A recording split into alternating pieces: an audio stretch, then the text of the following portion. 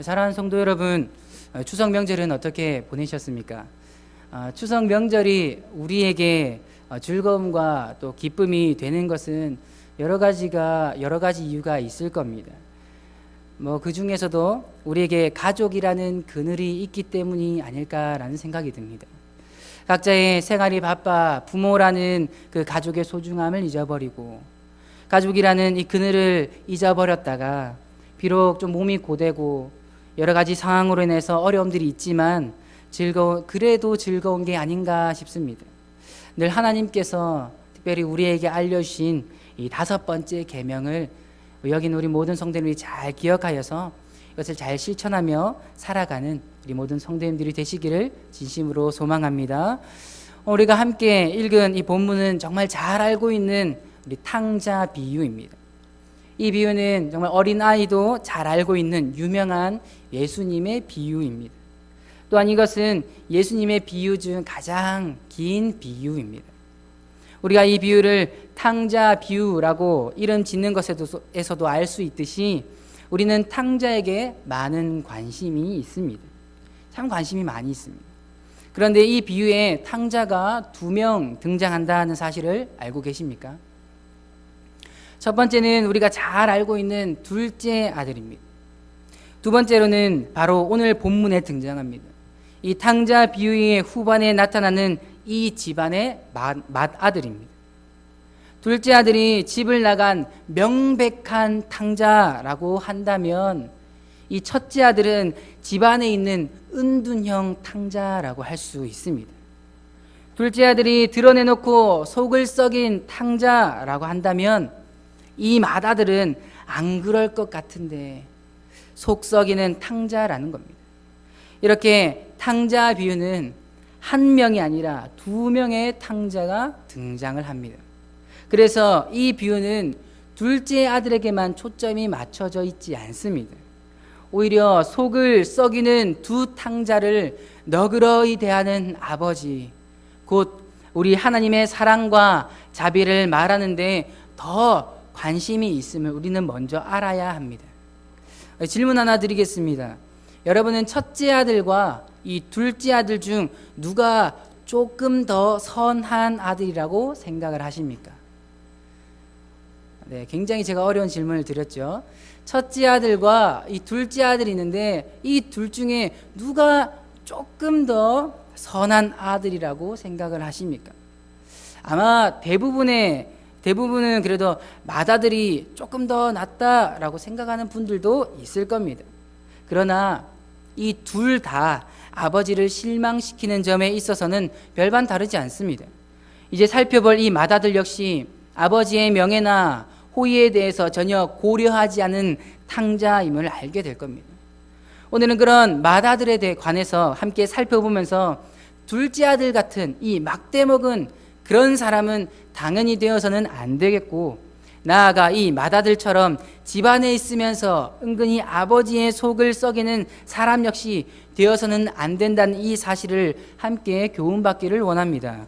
그래서 따라서 저는 오늘 맏아들이라는 제목으로 하나님의 자녀가 마땅히 보일 모습에 대해 말씀을 전하겠습니다. 첫째로 오늘 본문은 하나님의 자녀로서 아버지 하나님의 그 사랑과 자비에 감사해야 한다고 말하고 있습니다. 본문은 이 죄인이 돌아오기를 기다리는 자비와 긍휼이 풍성하신 이 구원의 아버지 하나님을 소개하고 있습니다.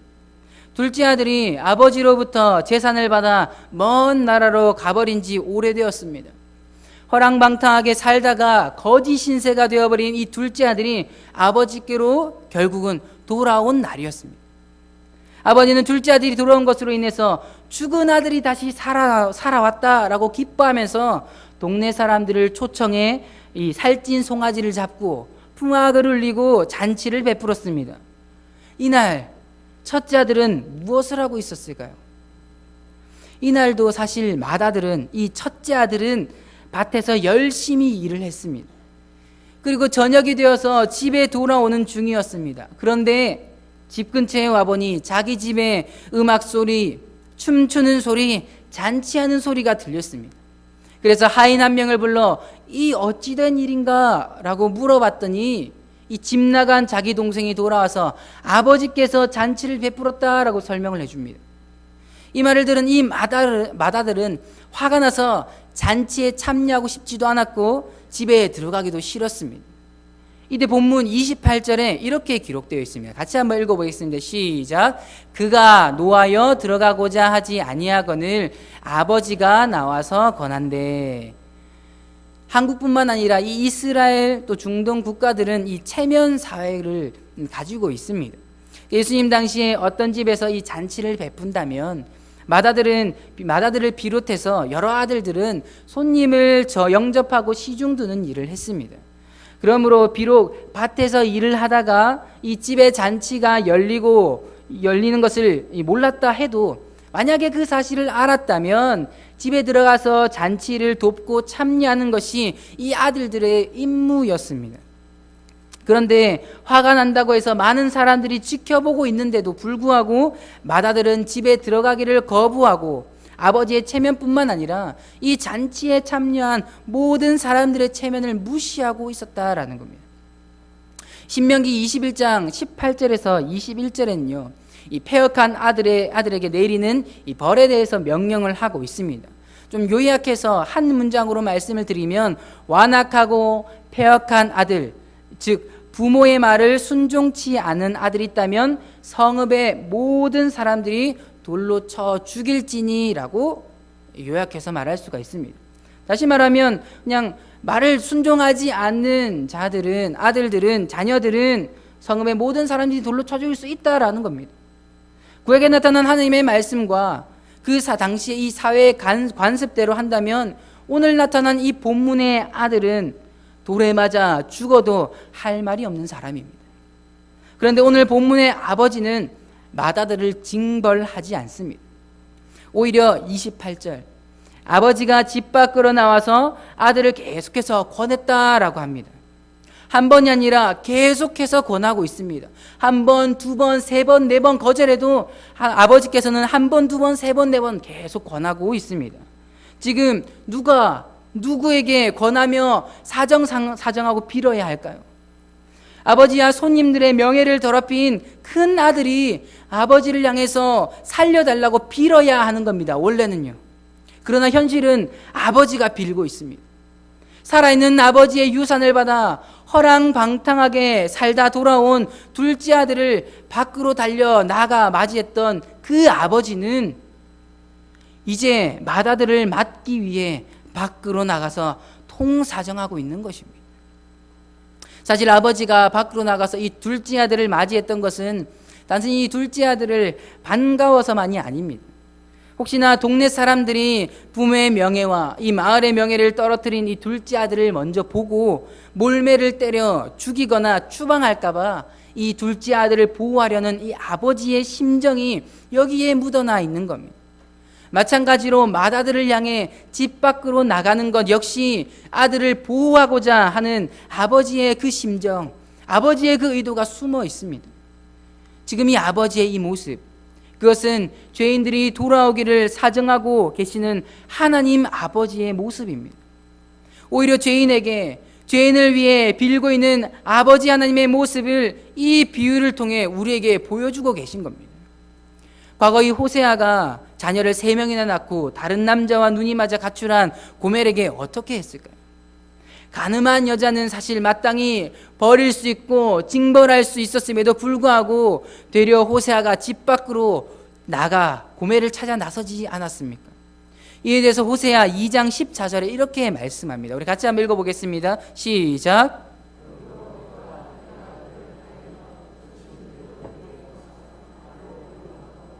아멘. 말씀을 보면 고멜이 아니라 호세아가 타일러 데리고 가서 말로 위로했다라고 합니다.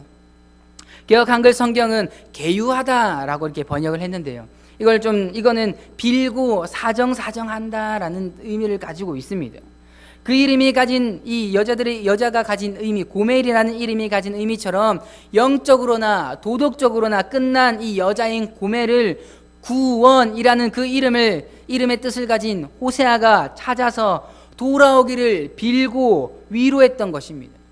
그때의 호세아와 오늘 본문의 아버지는 둘 다 죄로 말미암아 끝장나버린 우리에게 먼저 찾아오셔서 이 구원을 베푸시고 행동하시는 아버지 하나님의 사랑과 자비를 보여주고 있다라는 겁니다. 에베소서 2장 1절은 이렇게 말씀합니다. 제가 읽어드리겠습니다. 너희의 허물과 죄로 죽었던 너희를 살리셨도다. 아멘. 영적으로나 도덕적으로나 죄와 허물로 끝장나버린 우리를 이 하나님의 존엄과 하나님의 체면 그리고 생명까지 버리시면서 찾아오셔서 구원해 주신 하나님 아버지께 보일 마땅한 반응은 바로 감사와 찬양입니다. 비유의 이 마다들은 실상 이스라엘 민족을 상징하고 있습니다. 그들은 구원에 있어 먼저 부름받은 자들입니다. 이스라엘은 아버지의 호의 때문에 하나님 나라에서 장자의 위치에 있었습니다. 그러나 그들은 하나님의 사랑과 자비, 그 호의에 감사하기보다 이방인들을 둘째 아들로 부르시는 이 하나님의 행위의 거부감과 불만을 드러내었습니다. 예수님이 오셔서 유대인과 이방인의 벽을 허무시고 누구든지 예수님 안에 있으면, 예수님 안에 거하면 하나님의 자녀가 되는 이 일, 어떤 탕자라 하더라도 예수님의 공로를 의지하면 하나님의 품으로 돌아올 수 있는 이 일을 싫어했다라는 거예요. 아버지의 호의를 이미 받고 있는 큰 아들답게 아버지가 이방인들을 부르시는, 예수님을 통해 모든 열방을 구원하시는 이 일을 기뻐하고 감사하는 게 당연한데도 그들은 싫어했다라는 겁니다. 결국 이 아버지의 뜻을 저버리고 예수를 고발하고 못 박아 죽입니다. 예수님은 그런 유대인들을 이 비유를 통해 꼬집으면서 회개하기를 기대한다라는 거죠. 사랑하는 우리 성도 여러분, 오늘 저와 여러분들은 어떻습니까? 하나님이 우리에게 베푸신 호의에 감사와 찬송으로 반응을 하고 있습니까? 마음속 깊은 곳에 하나님께서 베푸신 사랑에 대한 감격과 기쁨이 있습니까? 하나님이 얼마나 자비로우시고 사랑이 많으신 분이신지 까맣게 잊어버리고 있지는 않습니까? 우리 말과 행동에 하나님의 사랑에 감격하고 감사한 자의 모습은 충만하게 드러내고 있습니까? 진정 은혜에 감사하는 사람은 자신이 자격 없다는 이 사실을 잘 알고 있기 때문에 하나님이 하셨던 것처럼 남에게 사랑과 자비를 베풀어 주기를 주저하지 않을 겁니다. 여기 있는 저나 여러분이나 진정 감사하는 자로 살아가기가 참 쉽지 않습니다. 그러나 이런 우리의 연약한 모습까지 주님께 의탁할 수 있기를 진심으로 소망합니다. 감사와 찬양이란 억지로 하겠다라고 되는 일이 아닌 만큼 우리 안에 계신 성령께서 구원의 기쁨을 회복시켜 주시고 하나님의 사랑을 진정 깨닫게 해 주시기를 함께 기도하며 간구할 수 있기를 바랍니다. 그리하여서 우리의 예배, 또 우리의 삶 가운데 하나님 아버지를 향한 이 감사와 찬양, 그 존중과 경외가 충만하여서 정말 하나님의 이름을 망령되게 부르지 않고 거룩하게 여기며 자랑하는 우리 모든 우리 성도님들이 되시기를 진심으로 소망합니다. 두 번째, 오늘 마지막으로 오늘의 말씀은 하나님의 자녀답게 하나님의 것을 누리며 살라라고 말씀합니다. 첫 번째는 하나님을 향한 감사와 찬송이고요. 두 번째는 누리라라는 겁니다. 누가복음 15장 12절을 우리 함께 읽어보겠습니다. 시작. 그 둘째가 아버지에게 말하되 아버지여 재산 중에서 내게 돌아올 분깃을 내게 주소서 아는지라. 아버지가 그 살림을 각각 나눠 주었더니. 아멘. 여기에 보면 아버지는 둘째 아들뿐만 아니라 맏아들에게도 이미 각각 재산을 나누어 주었습니다. 그런데 이 재산이라고 번역된 이 원래의 말은 생명이라는 뜻을 가지고 있습니다. 그만큼 생명처럼 귀한 재산이라는 뜻입니다. 그런데 29절에 맏아들은 아버지에게 이렇게 말합니다. 같이 한 번 더 읽도록 하겠습니다. 29절입니다. 네. 죄송합니다. 다시 한 번 더 29절을 같이 읽겠습니다. 시작. 아버지께 대답하여 이르되 내가 여러 해 아버지를 섬겨 명을 어김이 없거늘 내게는 염소 새끼라도 주어 나와 내 벗으로 즐기게 하신 일이 없더니. 아멘. 자신에게는 단 한 번도 이 염소를 베풀어 주지 않았다라고 불평을 합니다. 29절을 보면 아버지를 섬겨라고 하는데 여기 섬긴다라는 이 말이 아들로서가 아니라 종으로서 일했다라는 뜻을 가지고 있습니다. 맏아들은 자신을 아버지의 아들로 일을 하고 섬긴 것이 아니라 마치 자신은 아버지의 노예, 아버지의 종으로 일하고 섬겼다라고 자신을 묘사하고 있는 것이죠. 둘째 아들은 아들의 그 신분을 분명하게 이해했지만 자신의 처지로 인해서 19절 지금부터 아버지의 아들이라 일컬음을 감당하지 못하겠나이다. 나를 품꾼 하나로 보소서 하리라 하고라고 말을 합니다. 그러나 맏아들은 재산을 나누어 받았을 뿐만 아니라 이 아버지의 곁에서 늘 함께 일을 했지만 자신을 아들이 아니라 종, 노예, 품꾼으로밖에 여기지 않았다라는 겁니다. 이런 맏아들을 향해서 아버지가 이렇게 대답을 합니다. 우리 31장을 같이 한번 읽겠습니다. 시작.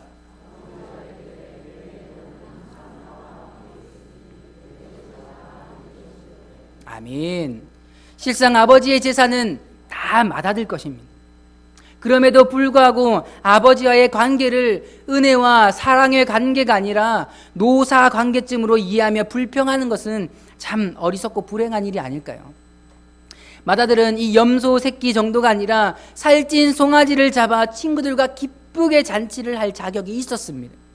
둘째 아들이 낀 가락지보다 더 좋은 가락지를 낄 수 있는 자격이 있었고 더 좋은 신발, 더 좋은 옷을 입고 잔치에 즐길 수 있는 자격이 있었습니다. 그러나 그는 그러한 자격이 있었음에도 불구하고 이것을 알지 못했다라는 거죠. 잘 알지 못했기에 그저 그는 일하는 것이 전부라고 여겼습니다. 그렇게 그는 자격이 있음에도 불구하고 누리지 못했다라는 겁니다. 혹시 이런 맏아들의 모습이 우리의 모습은 아닐까요? 예수 그리스도를 구주로 영접하여서 아버지로부터 재산과 이 새 생명을 이미 받아놓고 누리지 못하는 모습이 꼭 닮지는 않았습니까?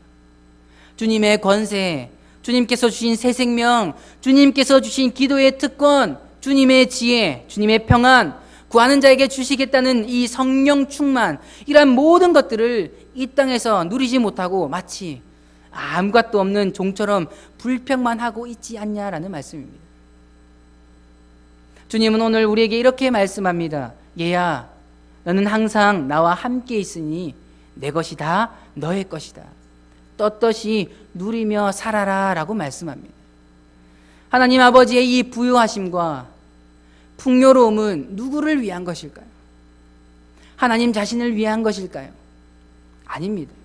하나님 아버지의 모든 것은 자녀인 우리를 위한 것입니다. 우리는 하나님의 자녀로서 이 상속권을 가지고 있습니다. 여기에서 로마서 8장 17절은 이렇게 말씀합니다. 자녀이면 또한 상속자 곧 하나님의 상속자요 그리스도와 함께한 상속자니 우리가 그와 함께 영광을 받기 위하여 고난도 함께 받아야 할 것이니라. 우리가 이 죽은 뒤에 비로소 천국에서 상속받는 것이 아니라 이 땅에 살아 숨쉬고 있으면서 하나님의 것을 누릴 그런 상속권을 우리가 이미 가지고 있다라고 말씀하고 있는 겁니다. 사랑하는 우리 성도 여러분, 우리는 이 땅에서도 주님의 생명과 권세를 누리고 죽어서도 주님과 함께 주님의 것을 누릴 놀라운 권한을 지닌 자들임을 기억하시기를 바랍니다. 주님의 것을 적극적으로 그리고 믿음으로 약속대로 왕의 자녀답게 누리며 살아가는 저와 여러분들이 되기를 바랍니다. 무엇보다 기도를 통해 하늘에 계신 우리 아버지께 구하며 나아가기를 원합니다. 하나님은 좋은 아버지가 되십니다. 하늘 아버지는 부족함이 없으신 분이시며 자녀에게 있어야 할 것을 아시고 구하는 것을 당당히 기쁨으로 주시는 자비로운 아버지입니다. 오늘도 내일도 우리의 매일의 삶에서도 우리 하나님 아버지께 당당히 구하며 오늘도 이 자녀의 권세를 누리며 살아가는 복된 저와 여러분들이 되기를 주님의 이름으로 소망합니다.